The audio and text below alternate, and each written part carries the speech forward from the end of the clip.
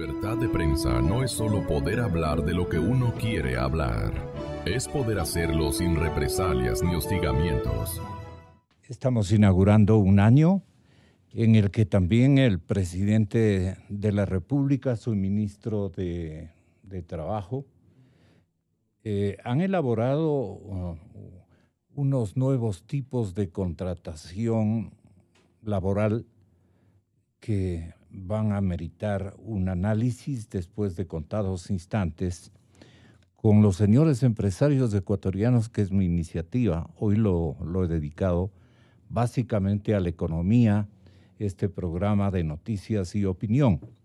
Entonces, economista Pachano, aparte de las perspectivas económicas para este año que usted nos va a comentar, con algunos asuntos de coyuntura, anticipo la presencia más adelante de su entrevista del señor Holbach Muñetón, presidente de la Federación Nacional de Cámaras de Turismo.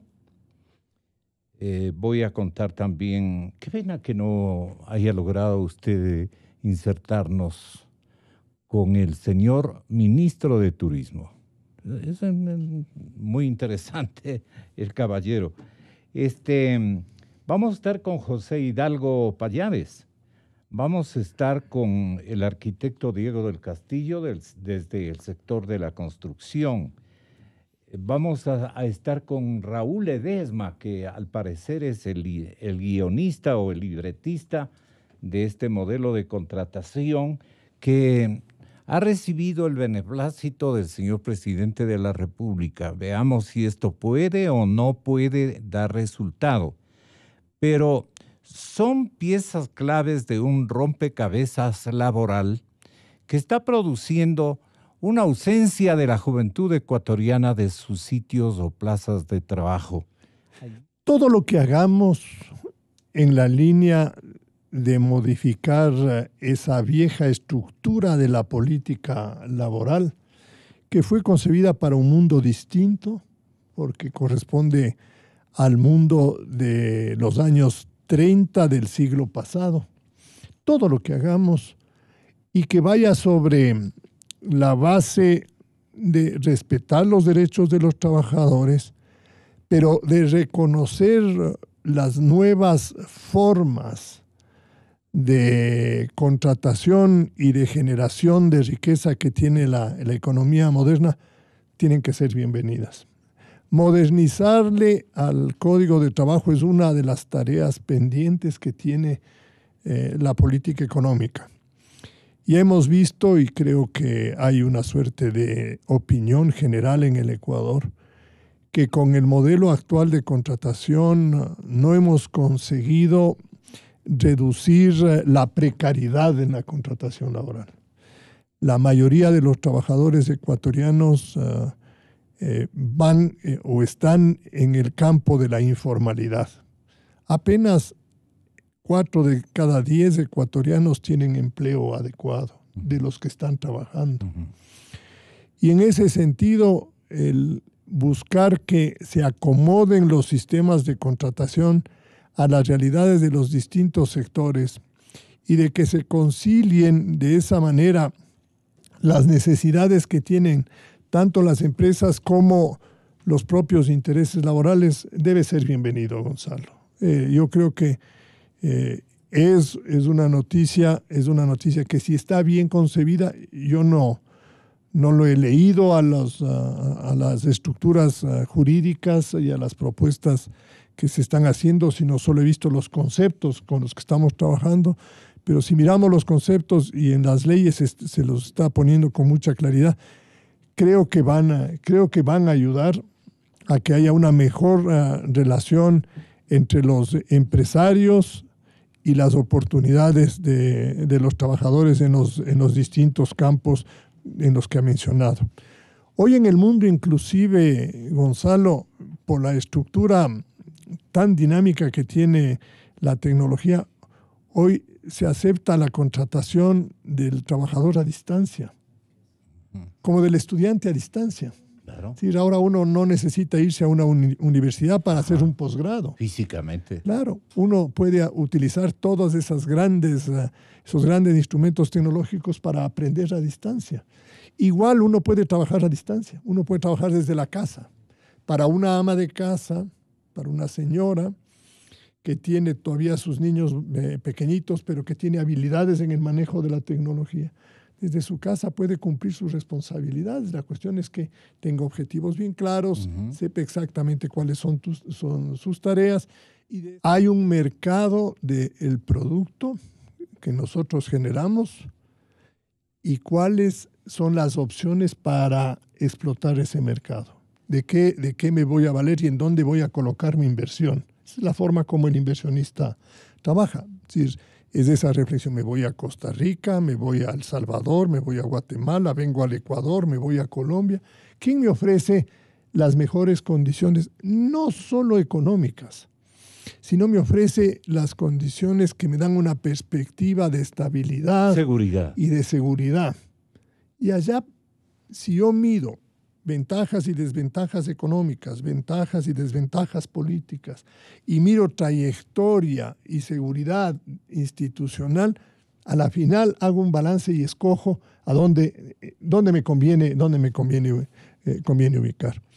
A la inversión no hay que darle beneficios extraordinarios, Gonzalo, y ese es otro error de quienes creen que en política económica hay una suerte de dar a uno para quitar a otro. ¿No? En absoluto. Yo creo que ese dilema es un dilema falso de política económica. En política económica lo que hay que ofrecer es seguridad, estabilidad, reglas razonablemente adecuadas. El inversionista sabe que tiene que contribuir con el desarrollo de un país, de que tiene que pagar sus tributos de una manera adecuada y proporcional, inclusive progresiva, pero lo que quiere es asegurar que las normas con las que entra al país se le mantengan a lo largo del tiempo, y no que después de que trae los capitales, simplemente los estados le cambien las reglas de juego.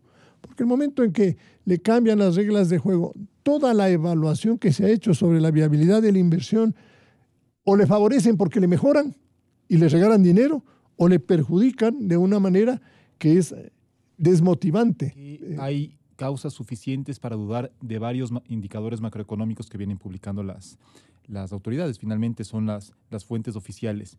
Y entre esos indicadores está el resultado, déficit o superávit, ha sido déficit en los últimos años, del presupuesto general del Estado. Perdón, ¿son cifras opacas o son...? No, en realidad esa cifra, a ver, hay una opacidad que ya me voy a permitir explicar un poco más adelante, pero el cálculo del déficit es bastante simple, es la diferencia entre los ingresos y los gastos, dejando de lado lo que tiene que ver con financiamiento, es decir, los desembolsos que recibe el gobierno o lo que tiene que pagar por amortización de la deuda. Si es que los gastos son mayores que los ingresos, entonces hay un déficit. Si es que los ingresos fueron mayores que los gastos, cosa que no pasa, habría un superávit. ¿Cómo solucionaron ellos ya en la administración del presidente Moreno?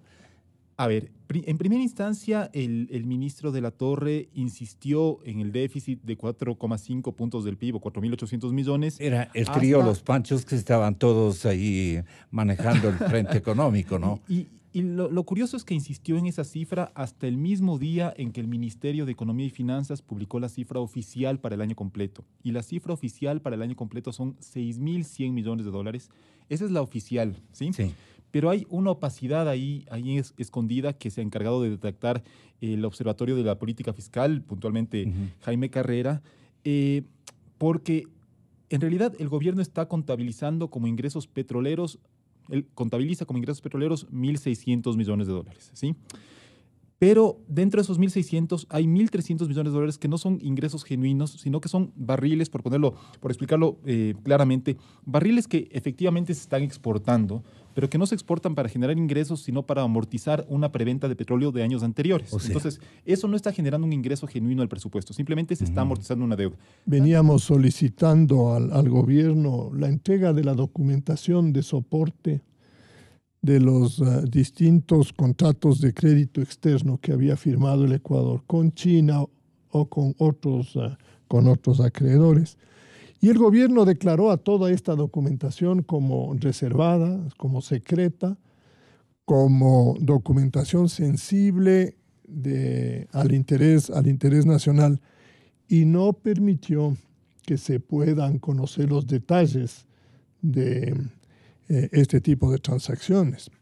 Incluso el ministro de Energía actual, el ingeniero Pérez, reclamó por las dificultades que encontraba en poder obtener la información de respaldo de este tipo de transacciones. Es decir, ni en Petroecuador ni en el Ministerio de Energía tenían en el gobierno actual acceso a este tipo de documentación.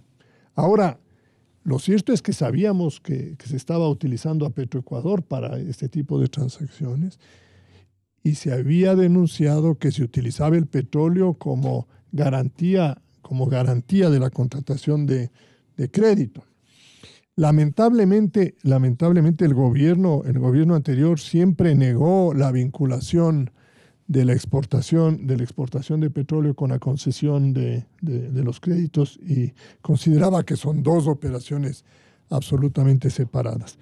Pero con el conocimiento de este convenio de cooperación, simplemente se confirma lo que desde hace mucho tiempo se venía diciendo, y es que China solo le podía prestar al Ecuador si había garantía del petróleo. Y la única manera de hacerlo era con intervención de Petroecuador, porque el Ministerio de Finanzas no le podía asegurar a China que ellos, como acreedores nuestros, iban a tener la disponibilidad del petróleo, porque no participaba la entidad propietaria, que en este caso era Petroecuador.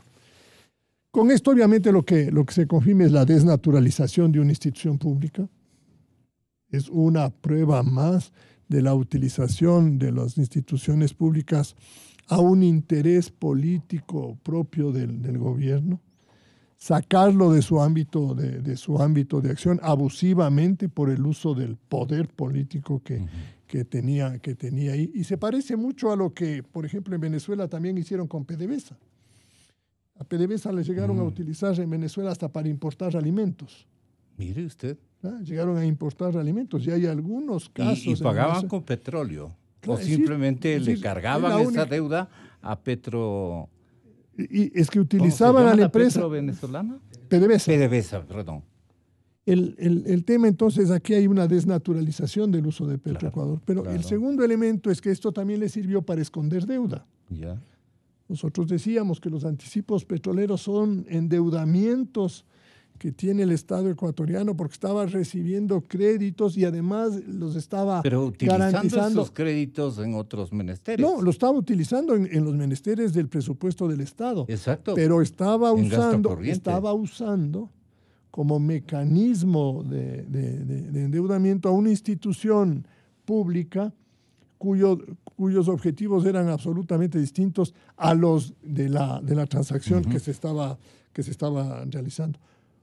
Hoy en el Ecuador lo que estamos pidiendo es que de una vez por todas se limpien las cuentas públicas. El propio presidente habló de una deuda total de $60 mil millones y dijo, yo me acuerdo la frase textual porque la cité en alguna columna, que el gobierno anterior con sus decisiones había puesto en riesgo la sostenibilidad de la economía. Él lo dijo así y dijo que heredó también un gran endeudamiento. Lo que pasa es que creo que en estos meses el presidente, conociendo esa situación que heredó, ha optado por, esa situación que heredó necesariamente incluye medidas que no son libres de costos sociales. O sea, finalmente, la economía como la manejó el presidente Correa obliga a que haya un ajuste que va a tener consecuencias sobre distintos sectores de la sociedad.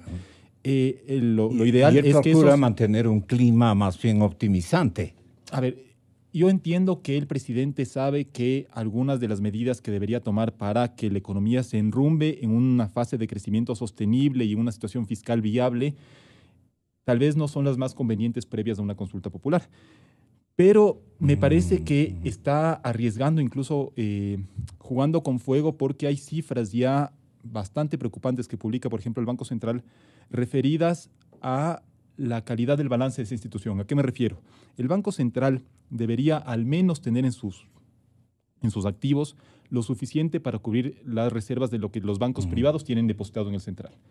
Al 29 de diciembre, que es la última información disponible, las reservas internacionales estaban en 2.450 millones y las reservas bancarias privadas en 3.900 millones. O sea, hay una diferencia de 1.450 millones que el Banco Central tiene en activos que no son líquidos, es decir, que tiene en bonos del Tesoro, en acciones de la CFN, en ese tipo de papeles que este gobierno y el anterior gobierno le entregaron y que no le sirve para cumplir con lo que se conoce como pasivos exigibles, es decir, para eventualmente responder a lo que las instituciones financieras privadas, los gobiernos municipales, la seguridad social tienen depositado en el propio Banco Central. Entonces, yo creo que el presidente finalmente se termina enterando porque la nota, por ejemplo, de ayer del Comercio que se refería al incremento del déficit, pese a que ese monto del déficit publicado en una nota no es el monto real, es un monto que me imagino que al momento de redactar la nota no pudieron hablar con Jaime Carrera para que les diga esta otra manipulación que se estaba dando. Bueno, solo como pequeña acotación, hay un libro que recoge las columnas de opinión desde 2007 hasta 2016, que incluyen columnas de Abelardo, de Vicente Albornoz, de varios economistas que ya advertían esto en un ambiente cargado de insultos a quienes se oponían. Entonces eso demuestra la entereza que tuvieron. Respecto, yo entiendo que hay las mejores intenciones porque sé que los jóvenes son los que enfrentan las mayores dificultades para conseguir trabajo.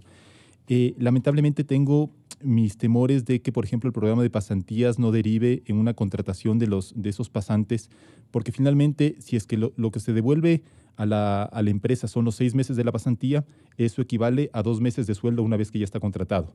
Y no solo que entonces en 2 meses el empresario ya paga lo mismo que el Estado le va a devolver, sino que ya se enfrenta a una situación que es la que los empresarios reclaman, creo que mayoritariamente, que es lo difícil que se les hace en caso de que sea necesario, porque nadie lo hace por voluntad, por maldad, despedir al trabajador. Entonces creo que el beneficio de los 600 y pico de dólares o 700 y pico de dólares que reciban los empresarios que tuvieron a los pasantes por 6 meses y luego los contratan, tal vez se diluya en los costos que implicaría, primero, pagarle ya los sueldos y los aportes de ley al nuevo empleado. Y la sobre instrucción. Todo, la instrucción formaría parte de la pasantía, pero sobre todo el riesgo que asumen al momento de contratar una nueva persona, tomando en cuenta los costos de despido. Permítame decirle que todo lo que se haga por flexibilizar la política laboral sobre una base de un tratamiento razonable y justo al trabajador tiene que ser bienvenida. Lo que nosotros queremos es encontrar fórmulas que permitan romper esa estructura del mercado laboral que ha sido tan propensa a la informalidad. El 60% de nuestros trabajadores están entre informales y desocupados. Y en ese sentido, todo lo que se haga porque las nuevas reglas de contratación permitan ir incorporando a gente joven o a gente que está desocupada en la economía formal tiene que ser bienvenida. Y esto tiene que ser concertado, tenemos que llegar a acuerdos con los trabajadores y los empresarios. A mí no me gustan los incentivos que se basan sobre la base de dar ventajas de carácter tributario o fiscal de manera particular. Yo creo que el trabajo con el caso de los pasantes, debe ser más de una búsqueda de una relación creativa entre las universidades y las empresas. Antes funcionaba bastante bien el sistema de la pasantía y funcionaba bastante bien porque había la oportunidad, primero, de darle un espacio al estudiante que empiece a conocer el mercado real, el mundo real, y por el otro lado, de que el empresario también pueda apreciar las capacidades que tenía ese pasante. Muchísimos pasantes se quedaron de funcionarios o de empleados permanentes sin ningún tipo de incentivo. Lamentablemente el gobierno anterior destrozó la la figura de la pasantía. Y en este plano, lo que se requiere desde el punto de vista macroeconómico es que sus reformas, ministro, vayan acompañadas de un mejor trato al inversionista privado en el Ecuador. No más cargas tributarias, no más tasas, no más contribuciones. Tampoco hay cómo bajarles por la realidad fiscal, pero hay que ofrecer un horizonte de corrección del problema fiscal. Y nosotros no vamos a encontrar una respuesta creativa de mayores empleos si no tenemos un acercamiento al inversionista privado desde el punto de vista de política macroeconómica.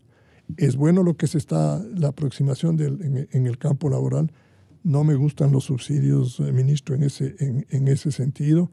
Creo que usted puede hacer una gran labor de promoción de los pasantes sin que dé ningún tipo de beneficio tributario. Va a obtener lo que usted está buscando. Y por el otro lado, lo que usted necesita es que el equipo económico entienda que el acercamiento con la inversión privada es conveniencia nacional.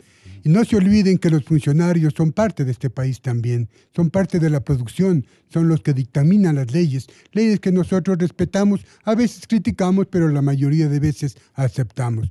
Gracias, ministro. El sector de la construcción está muy preocupado con lo que está pasando. Usted sabe que tenemos un decrecimiento sostenido de casi el 8% anual. Eso es gravísimo. Estamos llegando a las 100,000 plazas de empleo que hemos perdido. Necesitamos que el gobierno genere confianza. Lo nuestro no solamente es obra privada, ministro, lo nuestro es obra pública. Y el gobierno sabe que tiene, palabras del presidente Moreno, tiene más de 600 obras que están mal construidas, que están suspendidas. Conocemos que hay empresas como Petroecuador que tienen 160 obras inconclusas.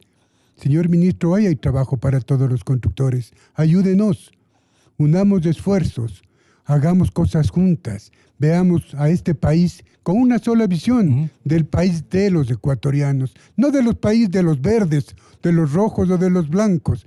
Veamos a este país como un país único, donde todos somos importantes en el desarrollo del país. ¿Qué requiere la construcción para contribuir al buen ánimo, al buen deseo del ministro del Trabajo? Confianza.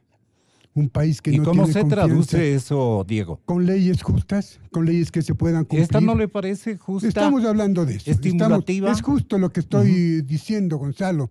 Estamos viendo que el ministro, después de 10 años de un gobierno que dejó de hablar con la empresa privada, quiere dialogar, y eso es importante. Así se genera confianza. Cuando nos podemos ver la cara de frente y decirnos las cosas que nos necesitamos. Así se hace, se genera un país, trabajando juntos, luchando juntos. El gobierno tiene que darse cuenta que es un gobierno que tiene que dar servicios y que los que damos, los que generamos riqueza, los que generamos producción, es la empresa privada, señor ministro. Tiene que unirse a la empresa privada. La única manera de salir adelante de la crisis es involucrándonos todos. No hay otra. Nosotros estamos apoyando la consulta y el voto por el sí en paquete a las 7 preguntas. Necesitamos votar por el sí en paquete. Necesitamos recuperar las bases fundamentales de la democracia, y una de las bases es la alternabilidad, que se vino a pique con el abuso que hizo el gobierno anterior de su mayoría legislativa para introducir una reforma absolutamente antidemocrática. Y estamos también porque de alguna forma ayuda a topar uno de los 4 temas críticos que han fastidiado mucho a la inversión, que es el tema de la ley de plusvalía. Concepto arcaico, concepto marxista que todavía existe en la legislación ecuatoriana y que ha estado acompañado por lo que yo llamo ese naipe de decisiones anti-inversión privada que son, el segundo elemento es la ley del impuesto a la herencia, el tercero el de la responsabilidad que tienen los accionistas con sus patrimonios por obligaciones pendientes que tienen en las empresas, y finalmente el haberle desmontado el aparato de negociación en los mercados de capitales con la tributación a las ganancias ocasionales de capital. Yo creo que empezamos, como dice el ministro, primer paso, la ley de la plusvalía, pero tenemos que seguir con los otros, y por eso es que yo le decía al ministro de que el esfuerzo que él está haciendo en esta línea tiene que inscribirse en una política económica distinta de la que estamos viviendo. Pero coincidiendo con Abelardo, los esfuerzos que puedan hacer el Ministerio de Trabajo, incluso el Ministerio de Hidrocarburos, tienen que estar acompañados por un cambio en el manejo económico, porque finalmente lo que genera los incentivos para que los empresarios contraten en el sector productivo es principalmente, bueno, una estabilidad económica, la seguridad jurídica que ya mencionó el ministro, pero también hay un tema muy importante, que es que el sector productivo pueda recuperar competitividad. Si el sector productivo no recupera competitividad, lo que le impide exportar, y además también genera presiones para que se importen productos que bien podrían ser producidos localmente. Si es que no hay un trabajo con ese enfoque desde el punto de vista del manejo macroeconómico, los esfuerzos que está haciendo el Ministerio de Trabajo se pueden ver diluidos. Entonces, que trate usted desde su posición de presionar un poco para que el manejo económico tome en cuenta estas dificultades que enfrenta la macroeconomía del país.